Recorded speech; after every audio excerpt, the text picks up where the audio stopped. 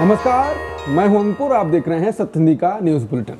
एक नजर डाल लेते हैं अब तक की खबरों पर। सुप्रीम कोर्ट ने सोमवार को वक्फ संशोधन अधिनियम 2025 को पूरी तरह से रोकने से इनकार कर दिया, लेकिन इसके कुछ विवादित प्रावधानों पर फिलहाल रोक लगा दी है और फिलहाल लागू न करने का आदेश दिया है। मुख्य न्यायाधीश BR गवई और न्यायमूर्ति AG मसीह की बेंच ने कहा, इन धाराओं के कारण वक्फ संपत्तियों और अधिकारों पर मनमाना असर पड़ सकता है। सुप्रीम कोर्ट ने फिलहाल कई संवेदनशील प्रावधानों पर रोक लगाई है ताकि वक्फ संपत्तियों के अधिकार सुरक्षित रहें और किसी भी पक्ष का नुकसान न हो। वक्फ कानून पर आज सुप्रीम कोर्ट ने अंतरिम फैसला सुनाया है। सुप्रीम कोर्ट ने किसी व्यक्ति को वक्फ बनाने के लिए कम से कम 5 साल से इस्लाम का अनुयायी होना चाहिए, ये प्रावधान रोक दिया। कोर्ट ने कहा कि इसके लिए राज्य सरकारों को पहले नियम बनाना जरूरी है। किसी संपत्ति को वक्फ मानने से पहले सरकारी अधिकारी की रिपोर्ट पर निर्भर रहने वाले प्रावधान पर भी रोक लगाई गई है। कोर्ट ने कहा कि कार्यपालिका को नागरिकों के अधिकार तय करने की अनुमति नहीं है।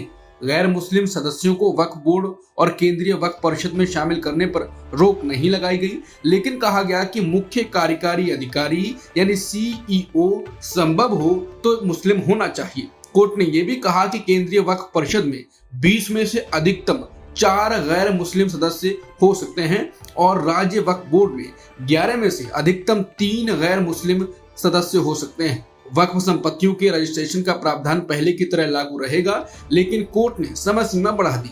कोर्ट ने स्पष्ट किया कि यह आदेश सिर्फ प्रारंभिक है। अंतिम सुनवाई में पक्ष अपने तर्क रख सकते हैं। जब तक जांच पूरी नहीं होती, वक्फ संपत्ति और रिकॉर्ड सुरक्षित रहेंगे।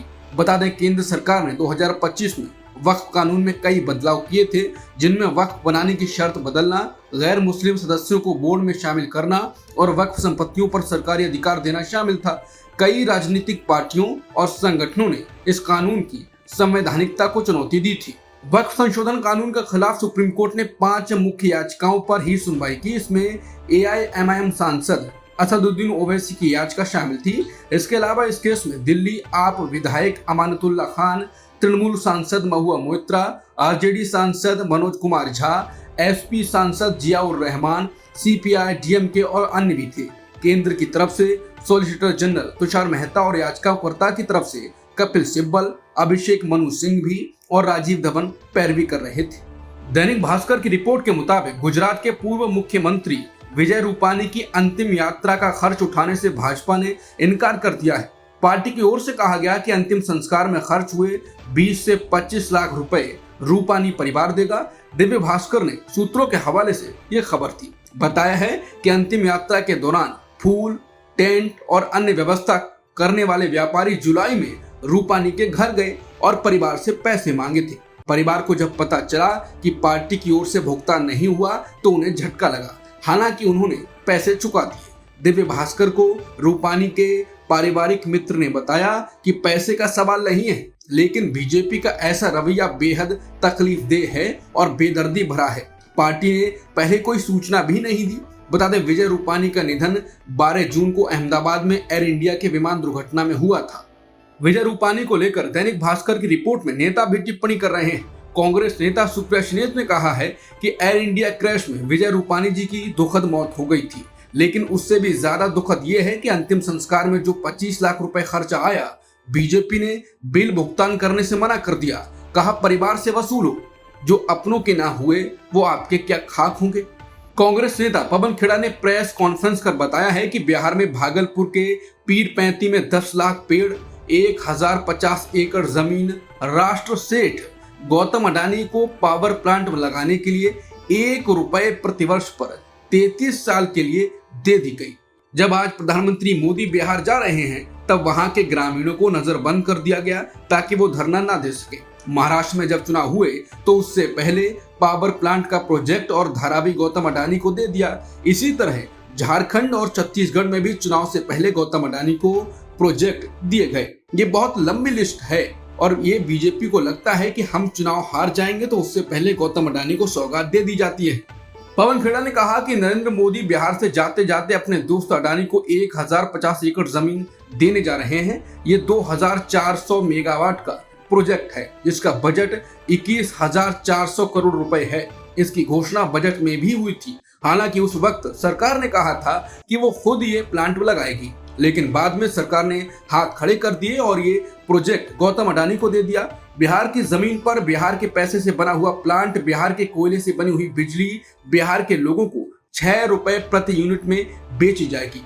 ये लूटने के बाद डबल लूट है। अडानी को नरेंद्र मोदी के दोस्त होने का फायदा मिल रहा है।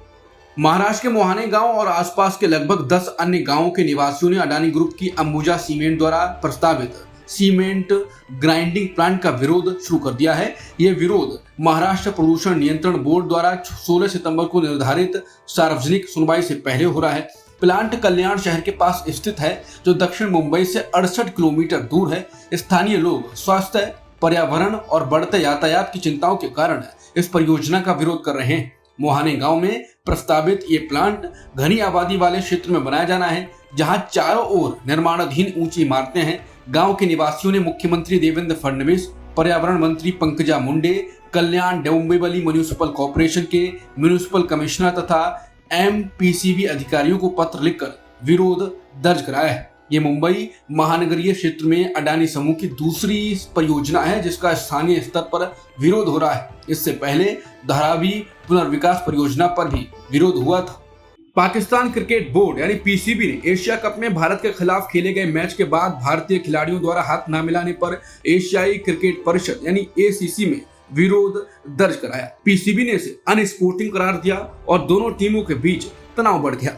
रविवार रात को जारी बयान में PCB ने कहा कि टीम प्रबंधक नवीद चीमा ने भारतीय खिलाड़ियों के व्यवहार के खिलाफ कड़ा विरोध दर्ज कराया। उन्होंने कहा कि यह खेल भावना के खिलाफ था। विरोध के रूप में पाकिस्तान ने मैच के बाद की पुरस्कार वितरण समारोह में अपने कप्तान को नहीं भेजा। इस विवाद ने भारत पाक क्रिकेट मुकाबलों में पहले से मौजूद तनाव को और बढ़ा दिया। नवी मुंबई में एक रोड रेस के दौरान ट्रक ड्राइवर प्रहलाद कुमार का कथित रूप से अपहरण किया गया। पुलिस ने सोमवार को बताया कि उन्हें पुणे में पूर्व IAS पूजा खेड़कर के घर से सुरक्षित बाहर निकाला गया। पुलिस के अनुसार शनिवार शाम मुलुंड एरोली रोड पर प्रहलाद कुमार अपने कंक्रीट मिक्सर ट्रक चला रहे थे, तभी उनका ट्रक एक SUV से टकरा गया। इसके बाद ट्रक और SUV के लोगों के बीच बहस हुई। SUV में बैठे लोग प्रहलाद कुमार को जबरन अपने वाहन में ले गए और पुलिस स्टेशन ले जाने का बहाना बनाकर फरार हो गए। ट्रक मालिक की शिकायत पर मामला भारतीय न्याय संहिता की धारा 137(2) यानी अपहरण के तहत दर्ज किया गया।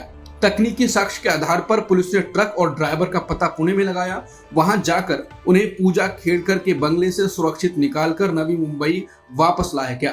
पूजा खेड़कर की मां ने पुलिस को घर में प्रवेश करने से रोकने की कोशिश की, लेकिन बाद में पुलिस ने प्रवेश कर ड्राइवर को बचाया।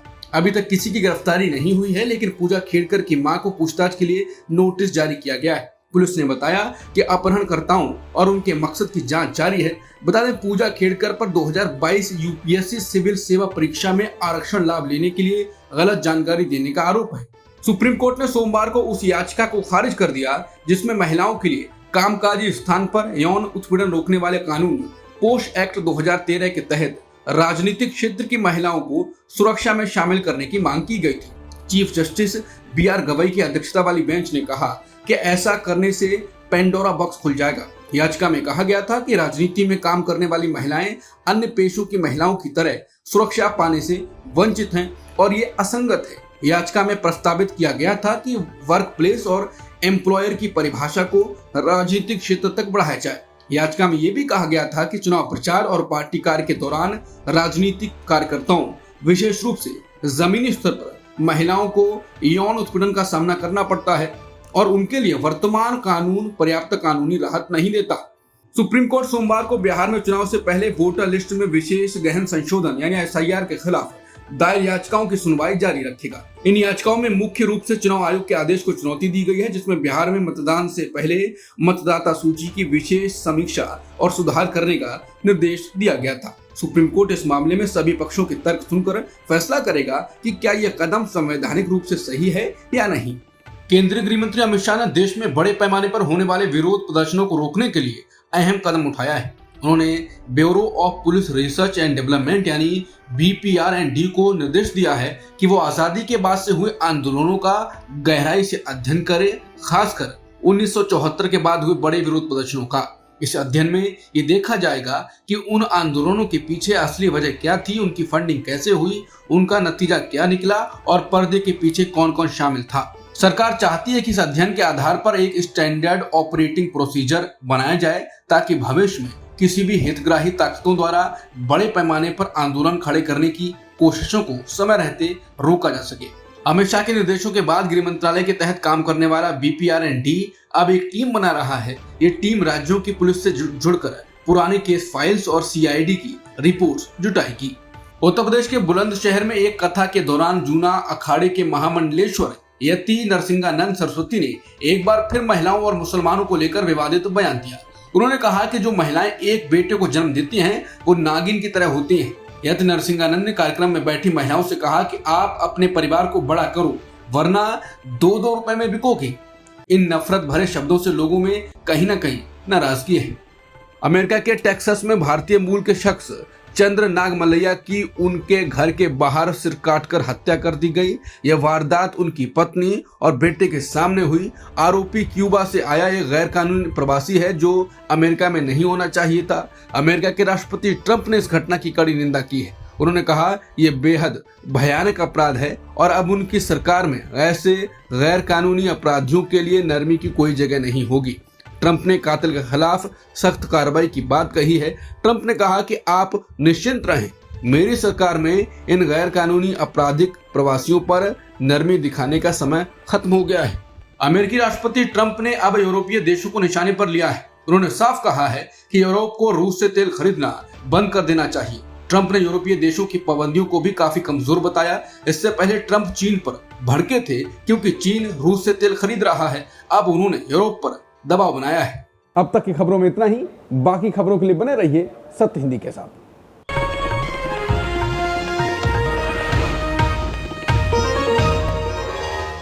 Copyright disclaimer under Section 107 of the Copyright Act 1976. Allowance is made for fair use for purposes such as criticism, comment, news reporting, scholarship, and research.